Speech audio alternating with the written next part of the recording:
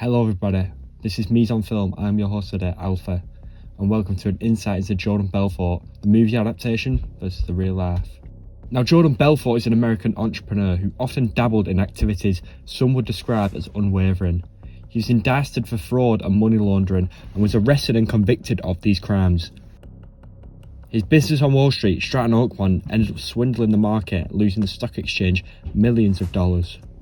This story of Wall Street's most infamous investor quickly made Belfort a new talk among the press around the US.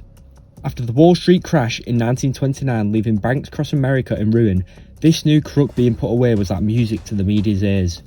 Now, this story of entrepreneur Jordan Belfort quickly gained attention as he wrote his memoir in September of 2007, which only 5 years later was adapted into a movie titled The Wolf of Wall Street. It details a biographical life of the stockbroker turned criminal, and the movie shares intimate life details about Belfort and how he rose into money from his business. Now, during this video, we take a deep dive into the Wolf of Wall Street movie, breaking down his life recollections, scenes in the movie, and how they portrayed him compared to the biography wrote by Jordan Belfort himself. We can see in the first part of the movie where Leonardo DiCaprio draws similarities with the character and the real Jordan Belfort. However, in the movie, during the first part, we see a lot more willingness to adhere to illegal activities and sinful acts compared to real life. The character in the movie, Jordan Belfort, is unique. He changes, but his mindset does not develop. He stays in the same money-making mindset and is willing to do anything to get what he wants, whether it be a new mistress, money, or drugs. From interviews, we learn not all this is 100% accurate in real-life tale of Belfort. While the movie does a great job of entertaining and exploring the ravishing lifestyle of Jordan Belfort, the personality of him is not reflected upon with pure accuracy. In the film, Belfort is often portrayed in a psychopathic way, with the inability to understand what's wrong with his actions, rather just throwing money at the issue instead of facing it head on and realising the consequences of his actions. The lack of character development clearly on show, especially during the mid part of the film. This compares to the apologetic Belfort in his book, where he understands the issues he caused and regrets how things turned out. Movie Belfort never changes how he thinks, he only changes his actions to please others around him, and there's a sad truth behind the character of Jordan Belfort and his mindset he refuses to change.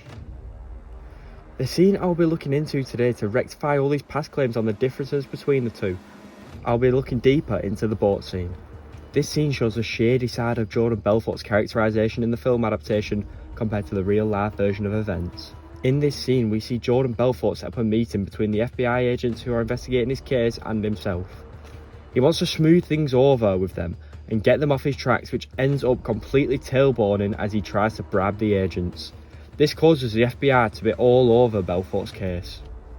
The saturated colours in the scene help blend in with the vibrant sun and blue water to make you feel a sense of home, when in matter of fact, the outcome for Belfort couldn't be worse. There are no reports of this scene ever happening in real life, and this scene was entirely infatuated for the movie, which helps create the false narrative.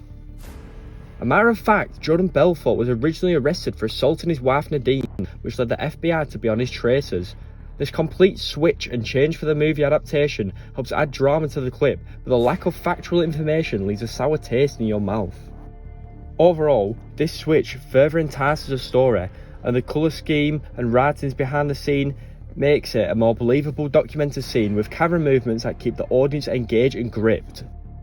It allows for us as viewers to see a deeper side into Jordan Belfort's movie adaptation, and how reading into the scene more, we see the significance of his actions and how they lead further into the psychological issues the movie characterisation of Jordan Belfort portrays. Finally, to sum all this video up, we see many different sides of Jordan Belfort in his adaptation by Leonardo DiCaprio. We see the sociopathic traits as he portrays a sadistic, drug-obsessed businessman whose corruption caused by the influence of greed and always wanting more while never being satisfied comes out little by little as scenes start the mental decline of the character. Whereas this is compared to the real-life Jordan Belfort, as don't get me wrong, he still had his shortcomings and was seen as a sadistic, wealthy crook. His stories tell a much more realistic tale of his life. The main difference between the movie adaptation and the life-accurate counterpart is the psychological issues shown by both. Leonardo DiCaprio presents a man twisted by money and wanting it all, where he shows little to no remorse unless it hurts his own image and his own self-betrayal. This builds slowly in the film until the payoff comes with him being arrested for kidnapping his son and driving into his house. Now, Jordan Belfort in real life has remorse. He shows that he knows he made mistakes and hurt people. In interviews, he constantly talks about his ex-wife Nadine and how he wronged her. This difference alone tells you enough about how the character and the man are completely different. Psychologically gives perspective on how these characters differ. One has no remorse and cares about himself, which builds up, leading to a dramatic arrest and payoff. The other feels no remorse and has regret for his actions, and his previous life hurt people he cared for. But hey, what do I know? I'm just a movie nerd at the end of the day. Now tell me what you think in the comments below. How do you think the characters differ, and for what reasons do they differ? I hope you all enjoyed this video. It's my first and won't be my last movie breakdown. If anyone has any suggestions, also leave them in the comments below for me. This was Me's on Film and your host Alfie. Thank you for watching.